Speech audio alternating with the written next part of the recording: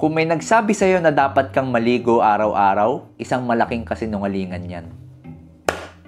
Sa balat po natin, meron tayong tinatawag na ceramide. Para siyang langis na nakalatag sa skin natin at nagbibigay ng protection laban sa mga bakterya at mga germs. May mga nilalabas din tong chemicals na pumapatay sa mga bakterya at fungi. At dahil isang uri ito ng langis, nagbibigay ito ng natural glow sa skin natin at pinapantay ang kulay ng balat. Pag mali po ang paraan ng paliligo natin, pwede matanggal yung mga ceramide na yan. Pag nawala yan sa balat, madaling pasukan ng infection ng skin at baka imbes na kuminis ang balat mo, baka lalong mas gumaspang at mangitim ang iyong balat. So, baka iniisip mo nang pumasok sa trabaho nang walang ligo. Tandaan natin na walang universal rule na nagsasabi na dapat kang maligo araw-araw o dapat kang maligo pag trip mo lang. Nakadepende kasi ang dalas ng paliligo, of course, sa klima. Kung mainit sa lugar mo, sa lifestyle mo, kung lagi kang pawis or lagi kang madumi, sa type ng skin mo, and syempre kung meron kang mga karamdaman sa balat. Regardless kung araw-araw ka naliligo o once a week ka lang maligo, dapat ginagawa mo ang mga to. Unang-una, dapat less than 10 minutes lang. Pangalawa, gumamit ka ng maligamgam na tubig. Pangatlo, dapat gentle na sabon lang, hindi yung sobrang tapang or sobrang bango. At huwag kakalimutan gumamit ng moisturizer pagkatapos maligo. So kung may tropa ka na sobrang tamad maligo, tag mo sila sa video na to para may palusot na sila.